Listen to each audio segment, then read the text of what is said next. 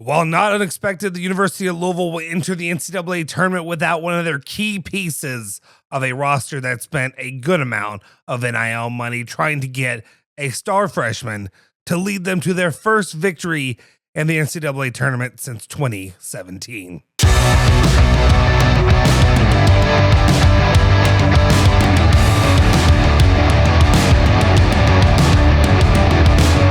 What's cooking? Welcome back into another edition of ESPN Louisville Plus. I'm Justin Silver, and of course I got you covered for all things Cards, Cats, Bourbon, and Bluegrass. And today, unfortunately, we're talking about some not so fun news. That is, for those in red and black, the Cardinal faithful, those of us that cheer for Pat Kelsey and all the Cards do on the hardwood.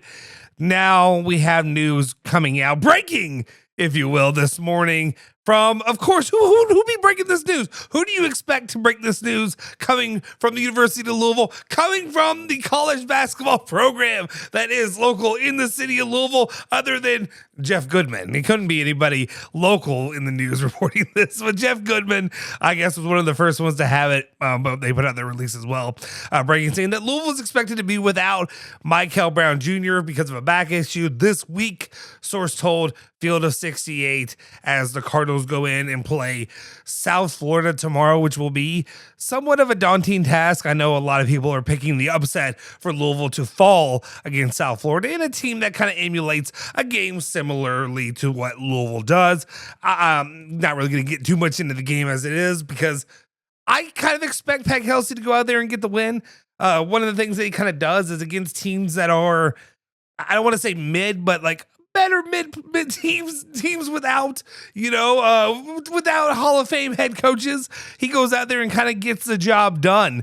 So I kind of expect for a Pat Kelsey, even without Mikel Brown Jr., to go out there and beat a team that kind of does a lot of what Louisville does.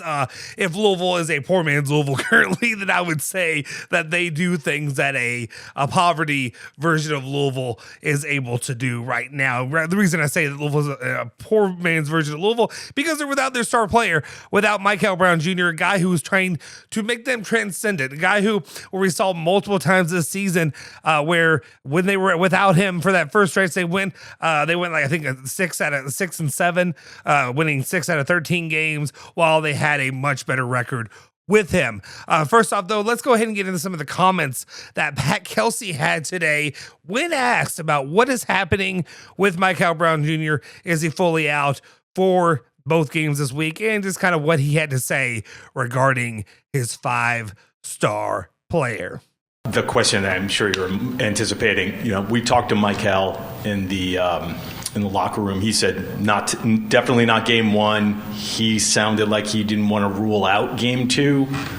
What do you think about his status? Yeah, our people, our medical people, they did everything in their power over the last, couple weeks, and especially these last several days since the ACC tournament, with the hope of playing this weekend, and we're just not there. And the health and well-being of our players is always first and foremost. During the recruiting process, this is one of the things Kel talked about all the time is, the opportunity to play in March Madness under these really big lights. And he wants to play really bad. He's just not there physically right now. So there you have it. Right now, Mikel Brown Jr. is not ready. And I think a lot of people come in here, probably if you know me, if you've seen the way that I react to some of the games, especially on Twitter, if you haven't already, do me a favor, follow me over at Twitter at Justin Sofer. Those of you may not want to, because during some of the games, I'm a real fan. I'm a true fan. I'm sorry, I can't help it. I get emotional. I get angry sometimes. And these are professional players. And that is a criticism that many University of Louisville fans are having right now when it comes to the situation with Mikel Brown. They look at him and say, get your ass out there. You're making millions of dollars. The check already cashed. You had the money. And there'll be some situation to talk about. Are there any circumstances that kind of can save universities in these moments? We'll hope to get some clarity down the road.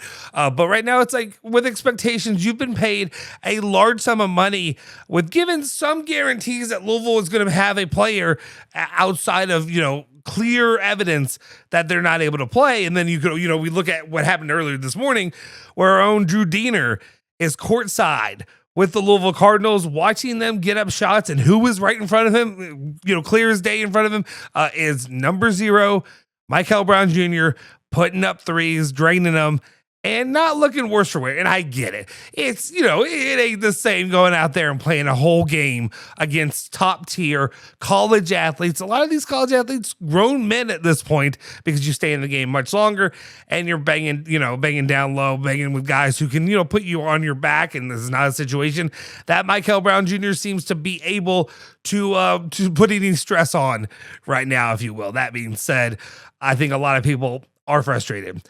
There are a lot of emotions out there. There's a lot of anger, angst. This is a player who is somewhat a transcendent kind of player that the University of Louisville does not get. We're talking about players that, I think probably top, 5 or 6 of all time, highest rated players coming in, freshmen, and that Louisville, like I said, does not usually get the opportunity to get. Thanks to Donovan Mitchell for lining this one up, the deal with Adidas, and all along there, and no offense, I have yet to see the evidence that Pat Kelsey's going to be a guy that's going to land a lot more of these players. I understand having to acquiesce to them, and you kind of have to bend the knee and baby them a little bit. That being said, I can understand. I've said that being said quite a few times now. But if I'm a fan and I'm looking at this game, and I'm also if I'm a player who wants to compete at the highest of levels, this is your moment. This is the moment you sign up for. This is when you say, oh, I got a little bit of back issues. Oh, I'm not doing too well. It's time to suit up, big boy. It's time to play through some pain. It's time to, have the Michael Jordan flu game. It's time to have whatever it is. You go out there and put your heart and put it all on the line for your team. We know now, and it's, that's not the game that it is anymore. These aren't kids that grow up loving the University of Louisville, loving, the University of Kentucky, loving all these teams. They're not willing to go out there and to risk what money that they have potential of making in the NBA. There are questions that I have about how does this look if I'm an NBA scout, a freshman of all things, a freshman who's had multiple times long stints that he's been out with back injuries, with issues that are keeping him off the court. Is that a guy that I want to invest in long term? If he's already having these issues at 19 years old? Is that a guy? I don't know. Additionally, this was kind of like leaked out there a little bit. I think about it. I apologize if I'm speaking out of line, but our guy, Chris Bosmer over, he does the Bosmer podcast. I've been on there recently. Shout out to him. Definitely go check him out. He had Mikel Brown Jr.'s father on there recently, and they kind of hinted a little bit that this may be the case. It seemed highly likely that Mikel Brown Jr. wouldn't be playing. Another stat information that I kind of want to point to a little bit too, that I kind of maybe a little bit more understanding, or maybe saying maybe Mikel is more injured than he appears or isn't completely right, is look at that Clemson game. If you look at his stats, he was playing, this is a guy who averages 18.2 points per game, 3.3 rebounds, 4.7 assists, and 41% field goal percentage. Against Clemson, he only played 21 minutes, went 2 for 10, shot 20%, 0 for 6 from 3, and 1 for 1 from the free throw line, and had 5 points in that game. And then obviously we haven't seen him since then. But I could definitely tell when he tried to shoot those 6 threes that he took, something wasn't right. Something's been off. I know guys have also talked about, do you want to bring him back into this scenario where this Louisville basketball team may have adjusted to playing without him? I would say this. If we want to talk about how Louisville's adjusted while playing without him, they've lost 1, 2, 3, 4. They've gone 4 and 5. No, they've gone 4 and 4 in their last 8 games. So I don't know that that's exactly one of those kind of conversations that I threw out there. Anyway, that being said, it's a question for me in the end, and also something that I want to put out there. We have our guy, Dusty Baker, who went and asked the university. He said, I asked U of L if there's any sort of stipulation regarding Mikel Brown Jr. getting paid the exact amount that was agreed upon as part of his NIL deal when he joined U of L. The response he got from them was, injuries will always be a part of the game. We as a department are constantly trying to find ways within our revenue sharing contracts that mitigate as much risk as possible, but also ensure we support our student athletes. So we're really kind of a non-answer there, but it's something that really brings a lot of questions to me. I know a lot of fans are having, especially given that financial report that the university did, talking about how much universities across the country are losing out on money just by trying to fund these teams, to fund competitive basketball teams, to fund competitive football teams.